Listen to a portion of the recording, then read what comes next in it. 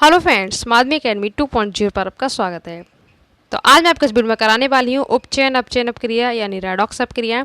ये बहुत ज़्यादा इंपॉर्टेंट है, एग्जाम में बहुत ज़्यादा पूछी जाती है। केमिस्ट्री का ये लेसन 1 है ना, रासायनिक अपक्रिया बहुत ज़्यादा इंपॉर्टेंट है। यहाँ से डेफिनेटली पेपर में आएगा। जितने मैंने करा दिया उसमें 6P, SOC, विस्थापन, द्विविस्थापन, तो आप कर लेना, लिंक दे दिया है डिस्क्रिप्शन में, वहाँ से। ठीक है, इसमें हम रेडॉक्स अपक्रिया पूरी कंप्लीट कर लेंगे। उसके बाद योगात्मक और वियोजन रह जाएंगी, तो वो आप कर लेना। चलिए देख लेते हैं।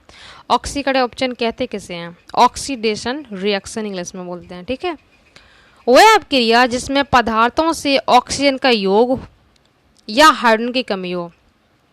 ऑक्सीजन का तो योग होता है, ठीक है, या फिर हाइड्रोजन की क्या हो, कमी हो। दोनों में से एक भी कोई भी प्रोसेस हो रहा हो तो वो अपक्रिया क्या कहलाती है?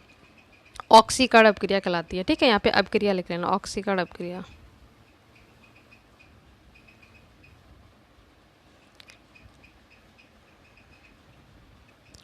तो ध्यान रखना, या तो ऑक्सीजन का योग हो या फिर हाइड्रोजन की कमी हो। इसका जस्ट उल्टा अपचयन में हो जाएगा। अब एग्जांपल के थ्रू देखो, ये कॉपर है, Cu है, इसमें ऑक्सीजन से क्या हो रहा है, योग हो रहा है ना, CuO जुड़ गया ना, ऑक्सीजन जुड़ रहा है। तो ये कौन सी अपक्रिया होगी? ऑक्सीकरण। आपको पहचानने को भी दे सकता है कि इसमें बताओ निम्न में से ऑक्सीकरण है, ठीक है, या फिर अपचयन है। ये उपचयन है इसका नाम, और अपचयन का दूसरा है।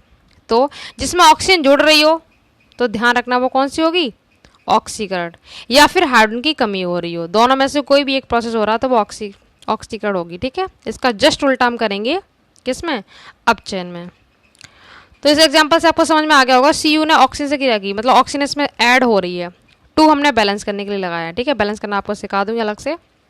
यहाँ पे O2 है तो हम यहाँ पे भी 2 लगाया। कॉपर भी 2 हो गया तो यहाँ पे भी 2 लगाया।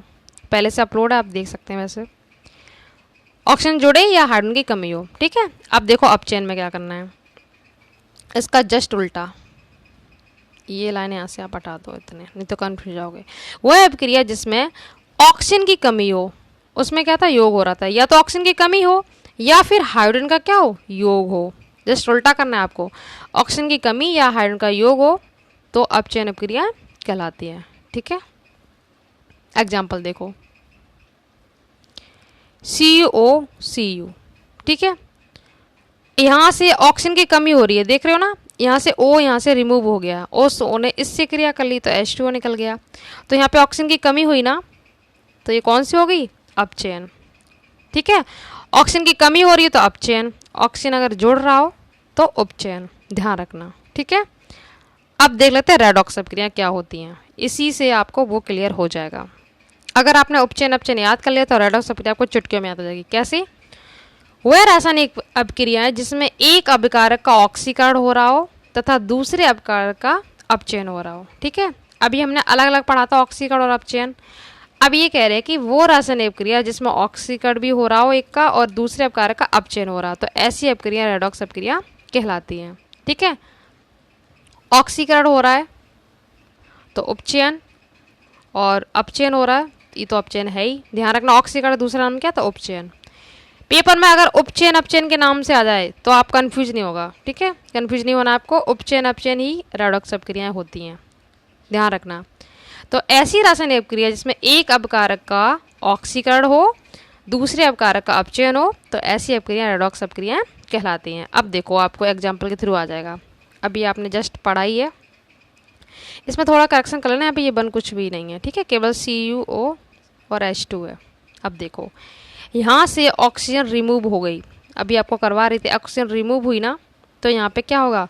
ऑक्सीजन की कमी हो रही है। जब ऑक्सीजन की कमी हो रही है, ऑक्सीजन की कमी हुई ना यहाँ पे, तो ये क्या हो गया? अपचयन।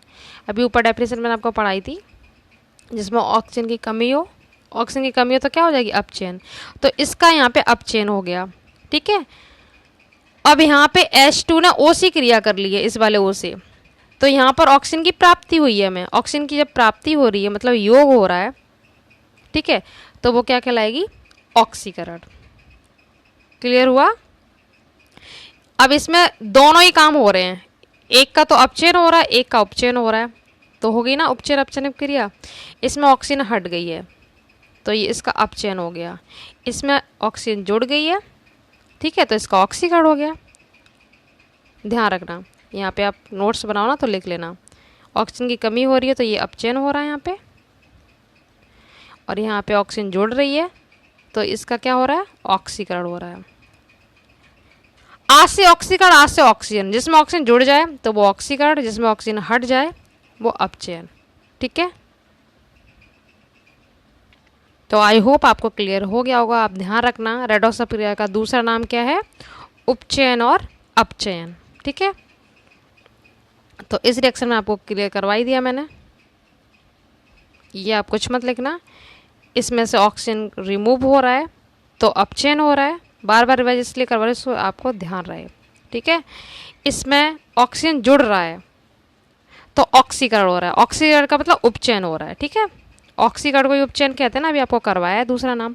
तो इस रिएक्शन में दोनों ही काम हो रहे हैं, अपचयन भी हो रहा है उपचयन भी हो रहा है, तो ये क्रिया कौन सी होगी, रेडॉक्स क्रिया है। ध्यान रखना ऑक्सीजन किस में जुड़ता है ध्यान रखना, और किस में कमी होती है ये भी ध्यान रखना। इसका जस्ट उल्टा आपको एक में कर देना है। तो अच्छे से नोट्स बना के याद एक दो बार करोगे तो आपको हो जाएगा। तो मिलते हैं नेक्स्ट वीडियो में नेक्स्ट टॉपिक के साथ। Thank you so much.